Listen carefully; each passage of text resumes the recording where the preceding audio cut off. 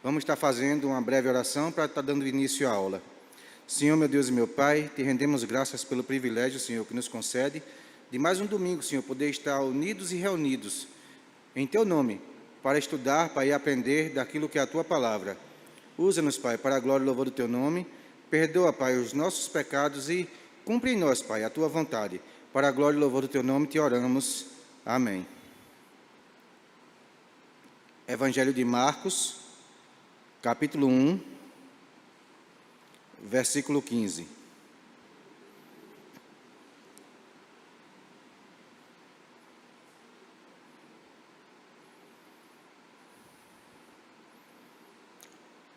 Palavras de Jesus.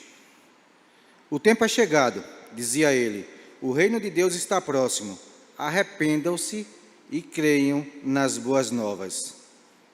Também Atos dos Apóstolos, capítulo 3, versículo 19. Diz assim o texto: Arrependam-se, pois, e voltem-se para Deus, para que os seus pecados sejam cancelados.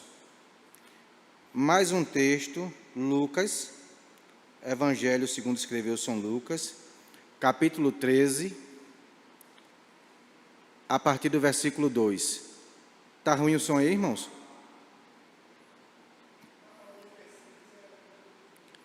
Lucas 13, a partir do versículo 2.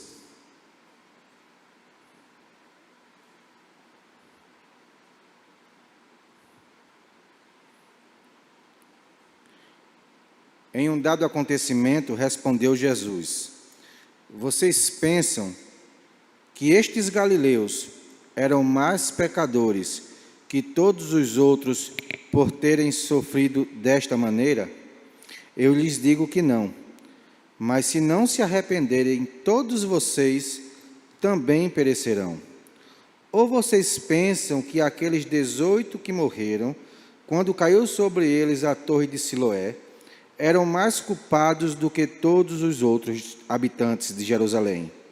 Eu lhes digo que não. Mas, se não se arrependerem, todos vocês perecerão.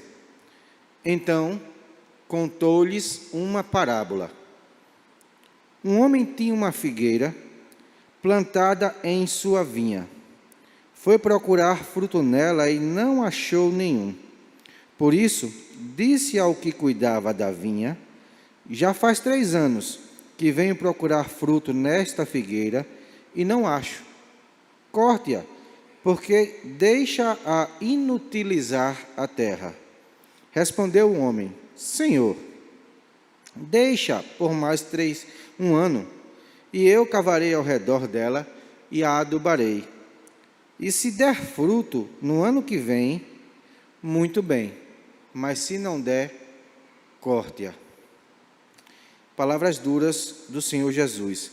Arrependimento, também conhecido por nós como mudança de direção, mudança de mente. Palavra do grego muito usada, inclusive tema já de congressos jovens, metanoia, mudança de direção. E o que significa isso, irmãos? Significa que a gente andava no curso do mundo, segundo nossos próprios desejos, e certo dia, ao nos deparar com Jesus, tivemos uma mudança de direção. Mas para que isso aconteça, é preciso, de fato, estar arrependido. Porque na prática do pecado, na vida que levávamos, se for apenas um remorso, uma tristeza, um sentimento, possivelmente estaremos vivendo em um mundo de ilusão, porque viveremos como crentes, mas não teremos o testemunho de crente. Então, o arrependimento é imprescindível, iniciando assim a nossa caminhada. O arrependimento dá a nós uma certeza de continuidade. O Evangelho de João, no capítulo 8, diz: Conhecereis a verdade, versículo 32, e a verdade vos libertará. Nesse mesmo capítulo, um pouquinho só mais adiante, nos versos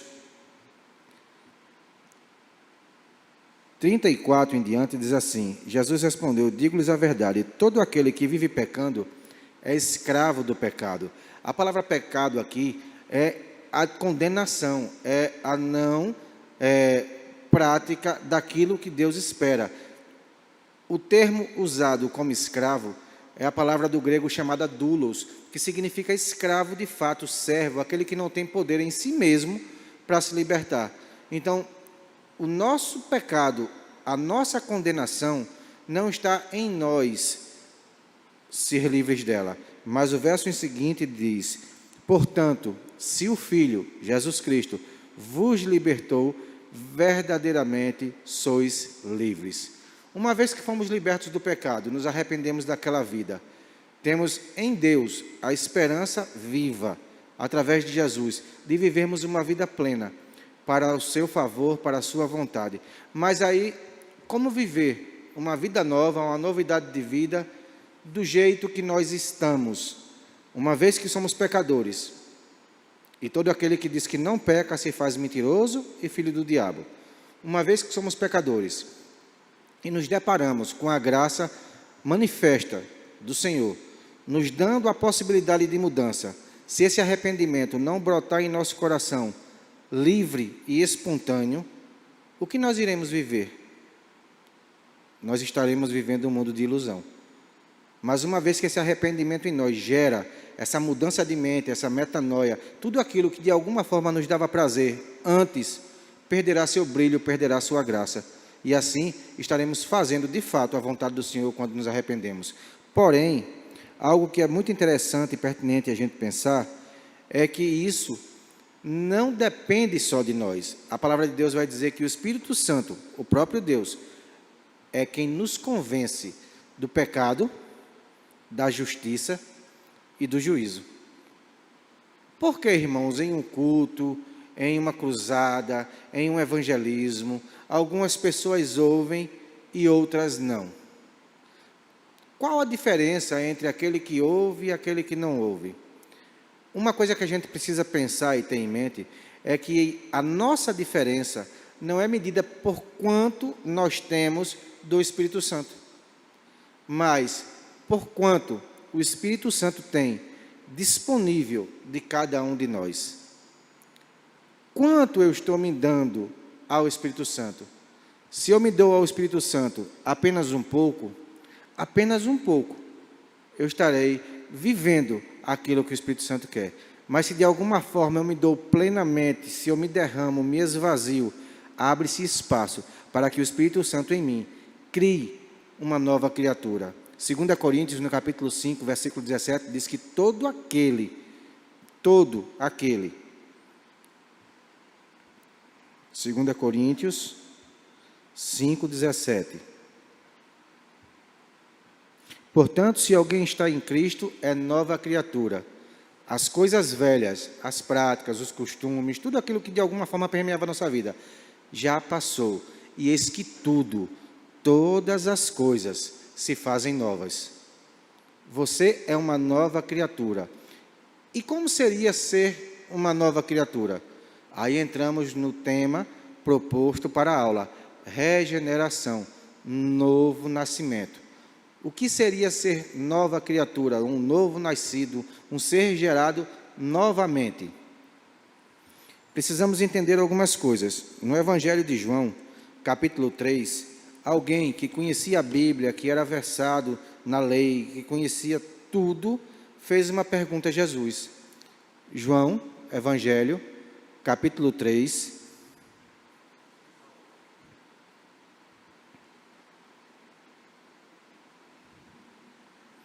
Vamos ler do capítulo 2 a partir do 23. Vamos trazer um pouco do contexto do que estava acontecendo.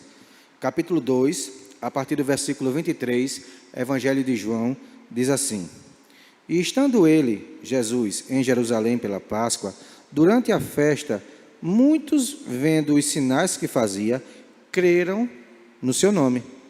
Mas o mesmo Jesus não confiava neles, porque a todos conhecia. E não necessitava de que alguém testificasse do homem, porque ele bem sabia o que havia no homem.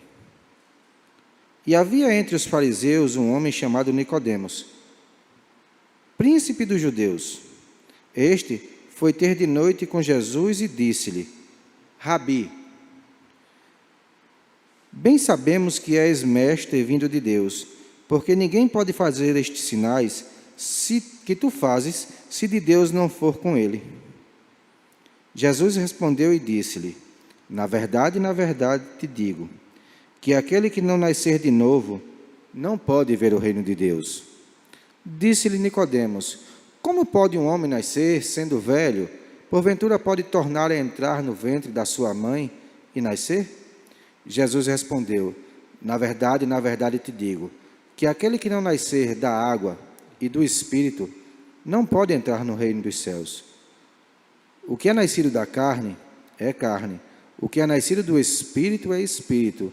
Não te maravilhes de ter te dito, necessário vos é nascer de novo? O vento assopra onde quer e ouves a sua voz, mas não sabeis de onde vem, nem para onde vai.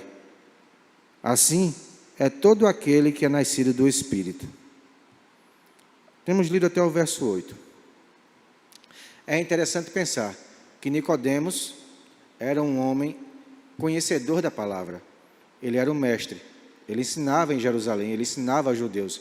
Ele era muito respeitado por eles. Foi ver Jesus de noite, escondido, porque como alguém que é versado, como alguém que é tão estudado, vai de alguma forma comunicar-se com um que apareceu por aqui pregando.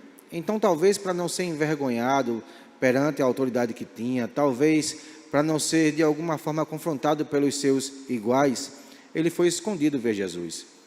E vendo Jesus, ele confessa: mestre. A palavra rabi significa mestre. Em outra versão, se for a sua, você vai ver o próprio nome mestre. Bem sei que tu és enviado de Deus, porque os sinais que fazes, se não fosse de Deus, não teria como fazê-los.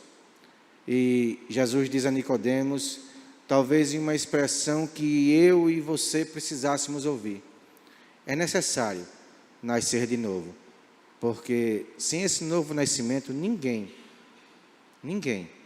herdará o reino dos céus.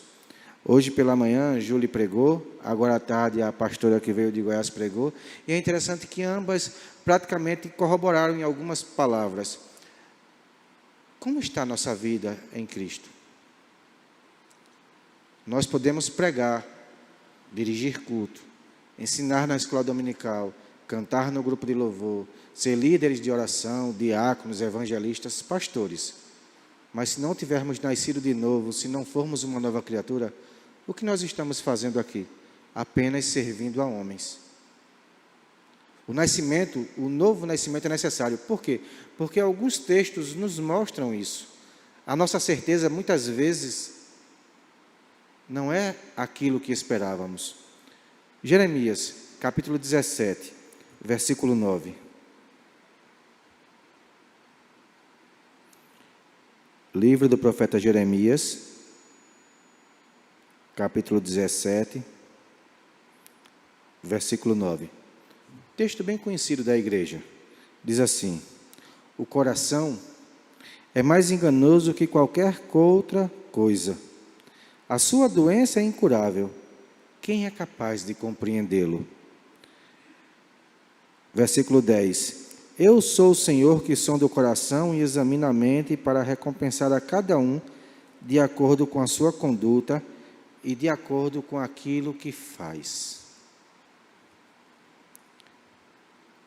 O meu coração, ele pode estar cheio, pleno, de modo sobrenatural, de uma segurança que eu não posso ter, porque a palavra diz que é somente Deus que conhece, porque o meu coração muitas vezes é enganoso. Vai aparecer uma coisa. Quando fala coração, ele na verdade quer dizer nossa mente, nosso intelecto, nosso pensamento. Mas muitas vezes é outra. Porque não é o que fazemos, é a intenção pela qual fazemos. Não é o simples fazer, mas é por que se faz. Qual é a motivação, o que tem gerado em nós o fazer. Marcos, no capítulo 7, versículo 20 em diante, o próprio Jesus vai dar o diagnóstico.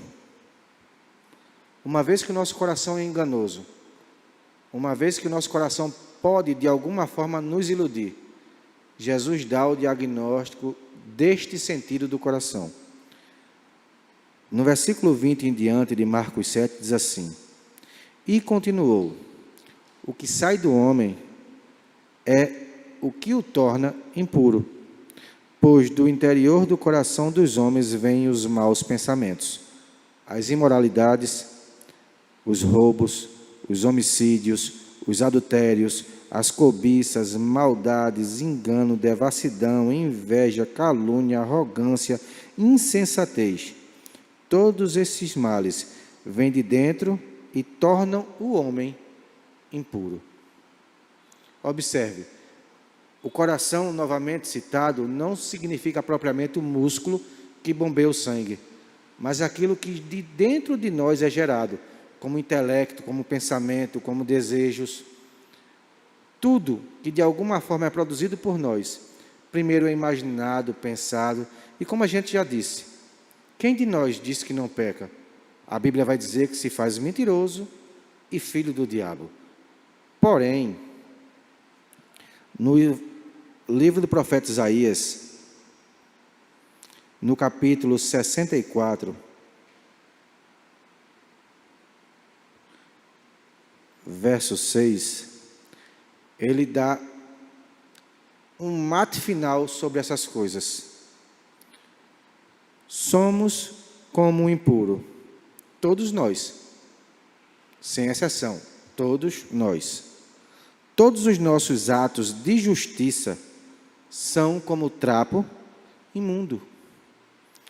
Murchamos como folhas e como vento as nossas iniquidades nos levam para longe. Não há ninguém que clame pelo teu nome, que se anime a apegar-se a ti, pois escondeste de nós o teu rosto e nos deixaste perecer por causa das nossas iniquidades. Não há segundo o livro de Romanos diz, olhando Deus para a terra, justo sequer. Ninguém, é quase a mesma coisa, que clame a Deus, ninguém que ore a Deus, ninguém que busque a Deus. Não há sequer um justo, nenhum. E o que seria de nós? Nos arrependemos, temos a mudança de mente, queremos servir ao Senhor, mas tudo que fazemos é trapo de imundícia. E essa palavra trapo de imundícia, embora já muito repetida, muito explicada, muito falada, para aqueles que nos ouvem e ainda não ouviram sobre isso, não sabem o que é isso, eram os panos que as mulheres usavam nos ciclos mensais. Em seus ciclos naturais, as mulheres não tinham o que nós temos hoje de modernidade. Então usavam panos para reter tudo aquilo que saía. Esses panos, depois de sujos, depois de imundo, chega a ser pelo Senhor comparado aos nossos atos de justiça. Imaginem para que serve um pano depois de ser usado e sujo. Pelo Senhor, não por mim. Foi comparado esses panos sujos aos nossos atos, às nossas obras, aos nossos feitos de justiça. Como nascer de novo? Como gerar em nós esse novo ser? Começar de novo. Lembra que o texto fala de alguém que era conhecedor da palavra, alguém versado nas Escrituras, um professor apto a falar das palavras de Deus. Ele vai a Jesus, reconhece que Jesus é mestre, e por Jesus é repreendido dizendo que precisa nascer de novo. Precisamos nascer de novo. Essa regeneração, ser gerados de novo, tem para nós algumas nuances que são imprescindíveis. O livro de Tiago, no capítulo 1, versículo 18, diz assim: por sua decisão, ele nos gerou pela palavra da verdade, para que sejamos como que os primeiros frutos de tudo que Ele criou. É interessante a gente pensar e observar que esse texto, ele traz nele mesmo algumas verdades. Quais seriam elas? Por sua decisão. Decisão de quem? Quem decidiu nos gerar de novo?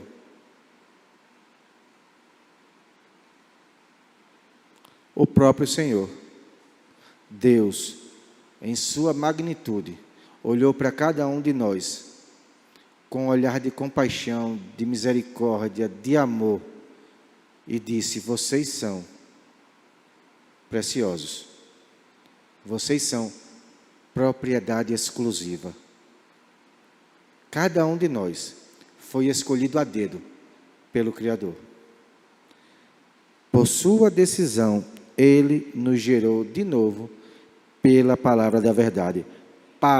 Existe um propósito, que sejamos como que os primeiros frutos de tudo que Ele criou. 1 Pedro, capítulo 1, versículo 23.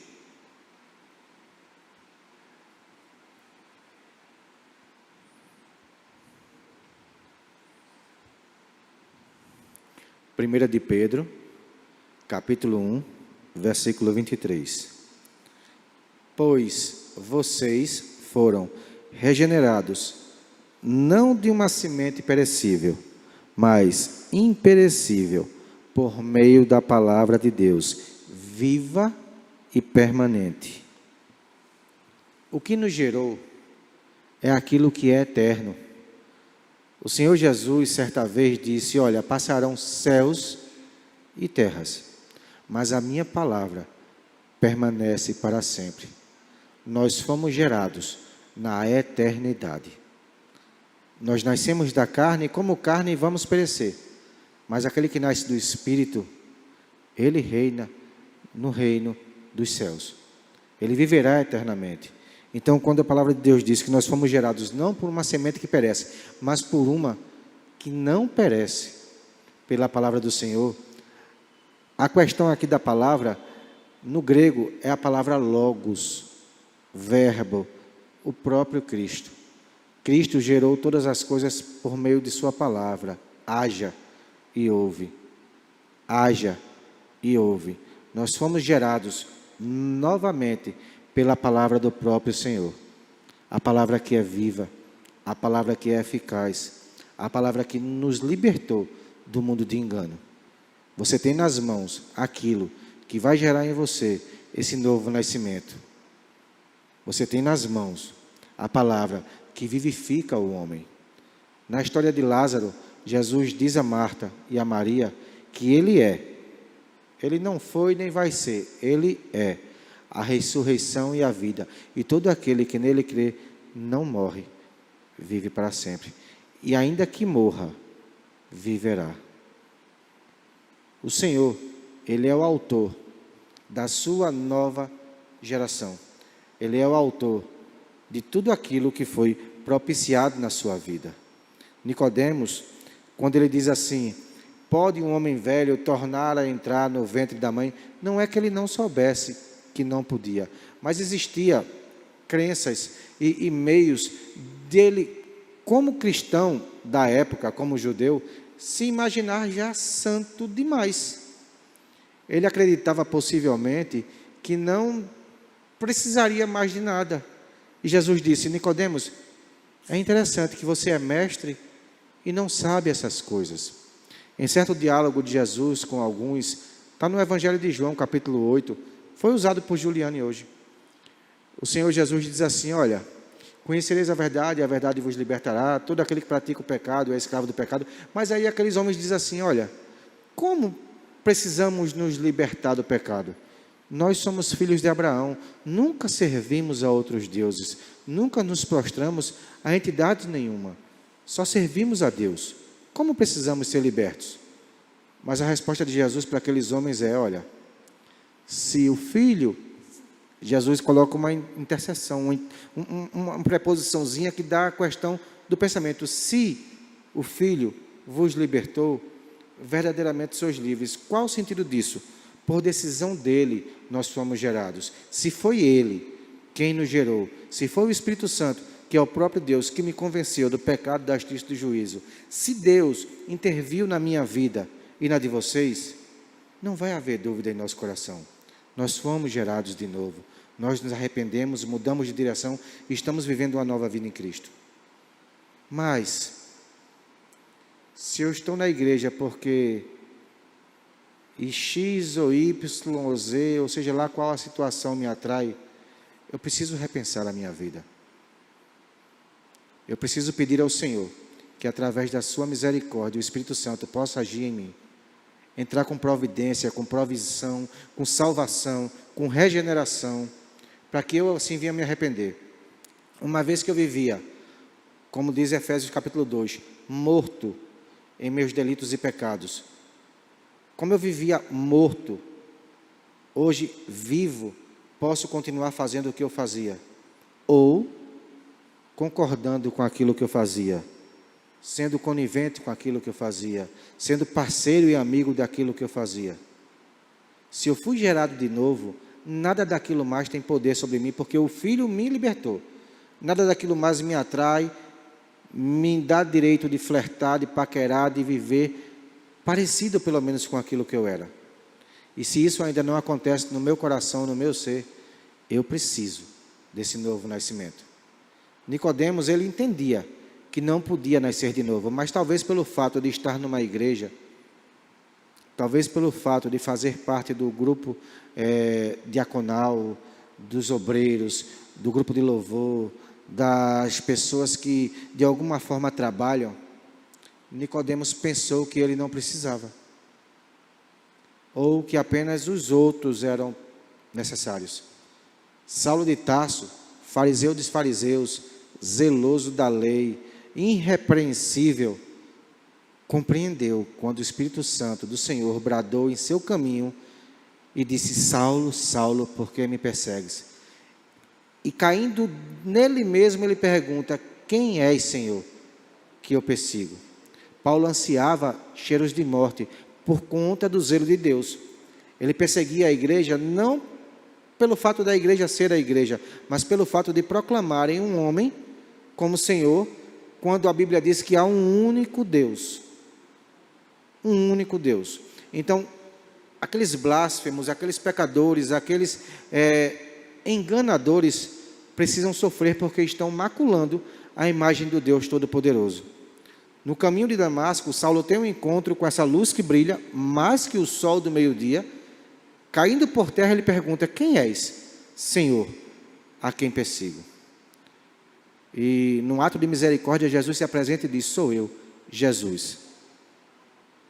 Nós precisamos ter esse encontro com essa luz e marcar um zero a partir daquilo. Paulo, depois de recobrar a visão, depois de recobrar a razão, depois de entender os sentidos, ele diz: olha, refuto tudo por esterco. Tudo que aprendi, tudo que sei, tudo que sou, nada disso vale em comparação àquilo que é Jesus Cristo. Escrevendo aos Romanos no capítulo 8, ele diz: nada pode me separar do amor de Deus que está em Cristo Jesus.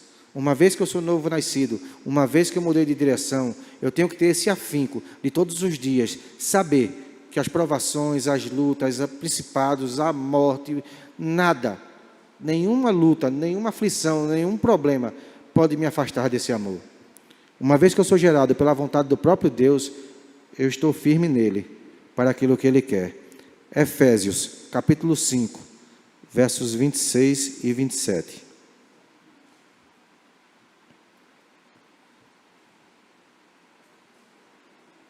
Efésios 5, 26 e 27. Em uma analogia, Paulo escreve representando Cristo como noivo, como esposo, e a igreja como noiva, como esposa. A partir do versículo 26, ainda traçando essa analogia, a gente lê assim: para santificá-la, tendo-a purificado pelo lavar da água mediante a palavra, e apresentá-la a si mesmo como igreja gloriosa, sem mancha, nem ruga, ou coisa semelhante, mas santa, inculpável. Da mesma forma, já vai falar dos maridos, mas um fato interessante, o próprio Senhor, o próprio Cristo, na analogia que Paulo faz, ele santifica a igreja, ele santifica a mim e a você, através de quê? Do lavar pela palavra da verdade, pela palavra de Deus. Nós só seremos santificados, de fato, separados, tido como a noiva imaculada, pura, regenerada, nova, sem nenhum tipo de ruga, nem mácula, nem pecado, quando nos dedicarmos, de fato, totalmente àquilo que a palavra de Deus diz, mas não só para ler, para praticar, para viver, para sentir ela viva em nós. O livro de Tito, no capítulo 3,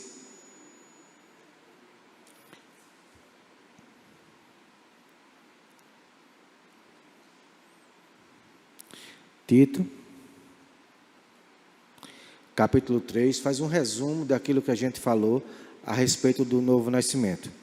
A partir do versículo 3 diz assim: houve tempo em que nós também éramos insensatos e desobedientes, vivíamos enganados e escravizados por toda espécie de paixões e prazeres. Vivíamos na maldade e na inveja, sendo detestáveis e odiando-nos uns aos outros. Mas, verso 4, quando se manifestaram a bondade e o amor pelos homens da parte de Deus, nosso Salvador, não por causa de atos de justiça por nós praticados, mas devido à sua misericórdia, Ele nos salvou pelo lavar regenerador e renovador do Espírito Santo. Quem nos salvou foi Ele, quem nos regenerou foi Ele, quem nos renovou foi Ele, simplesmente, não pelo que fazíamos, mas por sua misericórdia e graça. O Senhor opera em nós tanto querer quanto executar. O livro de Salmos diz que toda palavra, antes que saia da minha boca, o Senhor já conhece. Imagina aquilo que, de certa forma, eu irei fazer. Se Ele sabe o que eu vou falar, antes que meu pensamento gere as palavras que eu vou usar, que dirá o que eu vou fazer? Tudo o que fazemos, como Paulo escreve aos Coríntios no capítulo 10, versículo 31, quer comamos, quer bebamos, quer façamos qualquer outra coisa, que tudo seja feito para a glória de Deus. Um novo nascimento, um novo gerado, alguém que de fato foi gerado pela palavra e pela vontade do Senhor, vive não para a sua própria glória. Olha, eu sou diácono, eu sou professor da escola dominical, mas para a glória de Deus. Porque tanto faz eu estar aqui, como eu estar aí. Quem está aqui e quem estiver aqui é um instrumento que o Senhor usa. E muitas vezes nós temos rotulado aquilo que nós queremos ouvir, aquilo que nós queremos sentir, aquilo que nós queremos de alguma forma desenvolver. Eu chego na igreja e a banda jovem vai cantar, ixi, não é o grupo de louvor não. Eu chego na igreja e é o grupo de louvor, ixi, eu pensava que era a banda Agnus. O pastor não vai pregar hoje não? Ixi, foi Juliana. Acho que eu nem vou ficar, vamos embora, acho que eu tenho mais o que fazer. A gente precisa, necessita ser sensível e ouvir aquilo que Deus quer. Foi pela vontade dEle, foi pelo querer dEle, pela misericórdia dEle, pela graça dEle, que nós fomos alcançados. A advertência que Ele fez em Lucas 13, é muito interessante a gente pensar. Alguém estava plantado no lugar e não estava frutificando. Qual foi a ordem dEle? Desocupe a terra. desocupe a terra. E alguém por nós intercedeu, como se fosse o Espírito Santo, que hoje tem tomado conta de nós. Espera um pouco mais, Senhor. Eu vou cuidar, vou cavar, vou adubar, vou regar. E no próximo ano, ela vai frutificar. A resposta do Senhor é: se assim for, tudo bem. Mas se não for, corta. A palavra de ontem, do culto da noite, o pastor que veio de Goiás, ele disse, João 15, todo ramo que estando ligado a mim e dá fruto, o Pai limpa, poda, para que dê mais fruto. Mas o ramo que estando ligado a mim não dá fruto, o lavrador, o Pai, corta e lança no fogo. Se nós somos novos gerados, se o Espírito Santo gerou em nós o sentimento que teve o próprio Senhor Jesus, nós precisamos entender que Jesus, sendo Deus, aniquilou-se a si mesmo, tomando forma de servo, e foi levado até a morte e morte de cruz, e como ovelha muda na mão dos seus tosquenejadores. Nós precisamos vencer o nosso maior inimigo, para que o Espírito Santo, assim, possa fazer de fato uso que quer de cada um de nós. E sabe qual é o nosso maior inimigo? Nós mesmos. O meu maior inimigo sou eu. O seu maior inimigo é você. Porque não depende de quanto temos do Espírito Santo, mas de quanto o Espírito Santo tem de cada um de nós. O quanto eu estou me disponibilizando para que Ele faça o que Ele quer. Que Ele me lave, que Ele me regenere, que Ele faça de mim uma nova criatura. E todas as coisas antigas, de fato, fiquem na antiguidade e tudo se faça novo. Viver em novidade de vida, viver como novo cristão, traz a mim somente essa responsabilidade, somente esta. Fazer aquilo que é a vontade do Senhor, me disponibilizar para Ele. Dos versos 10 em diante do capítulo 3 de João, o Senhor Jesus fala: Tu és mestre em Israel e não sabia disto? Na verdade te digo que nós dizemos o que sabemos e testificamos o que vimos, e não aceitais o nosso testemunho. Se vos falei coisas terrestres e não compreendeste, como compreenderás quando falar das celestes? Ora, ninguém subiu ao céu, senão o que desceu do céu, o Filho do Homem que está no céu. E como Moisés levantou a serpente no deserto, assim importa que o Filho do Homem seja levantado. Assim importa que o Filho do Homem seja levantado. Que a gente possa dizer, como disse Paulo, já estou crucificado com Cristo, e vivo não mais eu, mas Cristo vive em mim. E a vida que agora vivo na carne, vivo pela fé no Filho de Deus, que me amou e se entregou a si mesmo por mim. Não o que eu faço, não o que eu sou, não o que eu tenho, mas somente a Ele, glória, louvor e majestade. Fomos gerados pela palavra, e pela palavra devemos dignificar aquele que nos gerou. Eu abro espaço agora, resta pouco tempo, pouco mais de 5 minutos, e peço o teu auxílio, Beri, com o microfone, para que se alguém quiser manifestar alguma coisa, falar alguma coisa, perguntar alguma coisa, o espaço é concedido. Queria que você assinasse com a mão, se você quiser falar, interagir conosco, nos ajudar em algo, fazer uma pergunta, fique à vontade.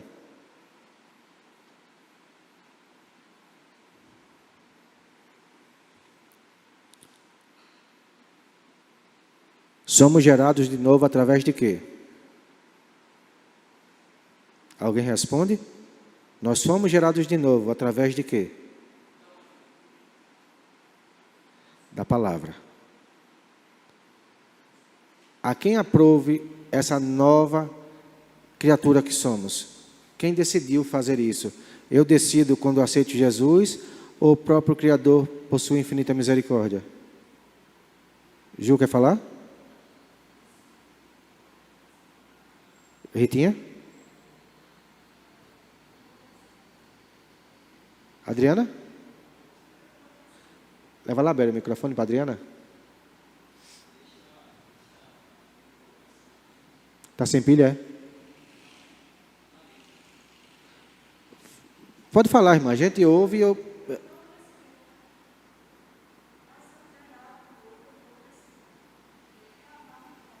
para gerar em nós um novo espírito.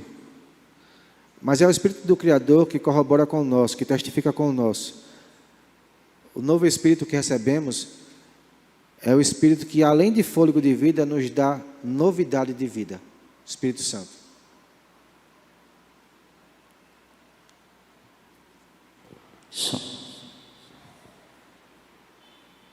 Alguém? Nosso irmão Wilson, superintendente da escola. Vem encerrar então e fazer uma oração, já que ninguém... Só, deixa eu pontuar. À vontade, Beli. A regeneração envolve a mudança da velha vida de pecado em uma nova vida de obediência, né? Aí aqui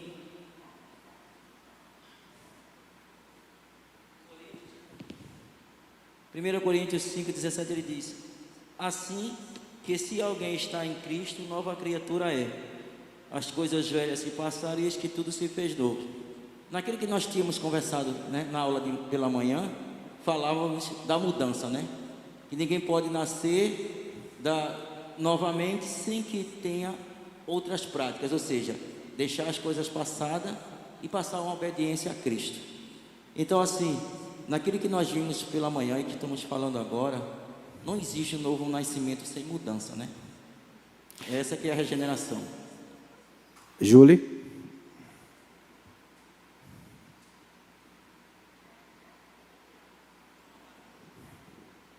Graças a Pai, gente. Eu gosto muito do versículo quando ele fala que apenas a verdade é que vai trazer a liberdade. E às vezes a gente pergunta: que verdade é essa? E ele vai dizer lá na frente que eu sou o caminho, a verdade e a vida. Quando a gente entende isso, a gente tem temor, que foi o que foi falado mais cedo pela manhã, e o Espírito de Deus, ele passa a reproduzir essa regeneração, porque eu, Juliane, por mim mesma, eu não vou mudar a natureza da minha carne. Não tem como eu ir contra a minha própria natureza, entendeu? Pela natureza da minha carne, por exemplo, nós todos hoje aqui, talvez estivéssemos, sei lá, talvez em casa, deitado ou fazendo qualquer outra coisa, mas porque nós somos regenerados, nós passamos por uma mudança e nós sabemos que a nossa carne, ela não testifica contra o Espírito. Nós estamos, porque nós fomos mudados. Então não existe nascer de novo sem mudar. Qualquer evangelho que pregue você aceitar Jesus e você não permanecer na mesma maneira, você não mudar, você não ser uma nova criatura através do Espírito Santo de Deus, porque não sou eu que produzo essa mudança, não é Sóstenes, não é o diácono Berivaldo, é apenas ele. A pastora agora no culto das 5, ela falou de um jovem de 12 anos que já tinha matado 5 pessoas. Ela abrigou esse jovem dentro da casa dela por meses. E alguns anos depois, hoje esse jovem, ele hoje é um pastor da Assembleia. Aleluia. Então veja bem, se você vai olhar para aquelas pessoas que estão em situação de cárcere, pessoas que estão em situação de rua, pessoas, por exemplo, travestis, prostitutas, e anos depois você vê aquela pessoa regenerada, uma nova criatura, sendo cheia do Espírito Santo, usado por Deus para transformar outras vidas, não é outra coisa que possa fazer isso. Não existe receita fácil de bolo. São transformados pela palavra de Deus, pelo poder que o Espírito Santo de Deus produz através deles, a partir do momento que eles entendem e que eles buscam a Deus, que eles aceitam essa salvação. É isso. É interessante pensar que nenhum pecado, e eu digo nenhum, isso foi até dito de manhã pelo diácono Márcio, como um exemplo que ele ouviu, nenhum pecado pode nos condenar. Como assim? Nada que eu faça, nada que eu faça. Um jovem de 12 anos tinha 5 homicídios? Tinha 5 homicídios.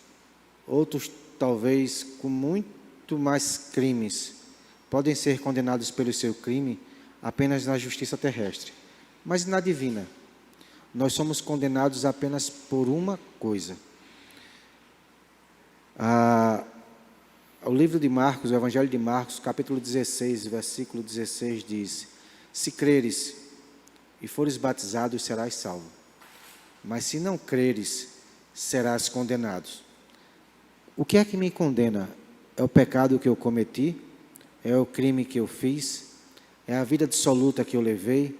É estar preso numa cruz, condenado como ladrão? Não. O que me condena é a rejeição do favor imerecido que Deus nos oferece através de Cristo na cruz do Calvário. O simples fato de não receber esse perdão me condena. A rejeição da graça é o único motivo que o mundo tem sido condenado. Ah, mas eu estou numa cruz pregado e eu já vou morrer. E eu olho para quem está à minha direita e digo: se tu és o Filho de Deus, salva-te a ti mesmo. Mas do outro lado tem outro ladrão condenado, preso numa cruz, que olhando para Jesus, simplesmente diz: Senhor, lembra-te de mim. Ele não pediu para ser salvo, pediu para ser lembrado. Ele não pediu para entrar na glória, ele pediu para ser lembrado. Lembra-te de mim. E o perdão de Jesus alcançou aquele que se arrependeu. O que me condena não é o que eu fiz. O que eu fiz na metanoia, na mudança de mente, fica para trás. Eis que faço nova todas as coisas. E o verso 18 do primeiro capítulo de Tiago, você pode ler em várias versões e vai dizer a mesma coisa. Segundo a sua própria vontade, Ele nos gerou pela palavra da verdade para que fôssemos como as primícias das suas obras. Ele escolheu você. Ele escolheu cada um de nós. Ele escolheu o drogado, a prostituta, o homossexual, o marginal, o homicida, o sanguinário. Ele escolheu cada ser humano do mundo e ofereceu numa cruz a sua própria vida em libação de sangue, para que nós fôssemos perdoados. Quando não reconhecemos esse perdão e não aceitamos esse amor, aí sim, nós estamos condenados. Wilson, vem fazer a oração final, por favor.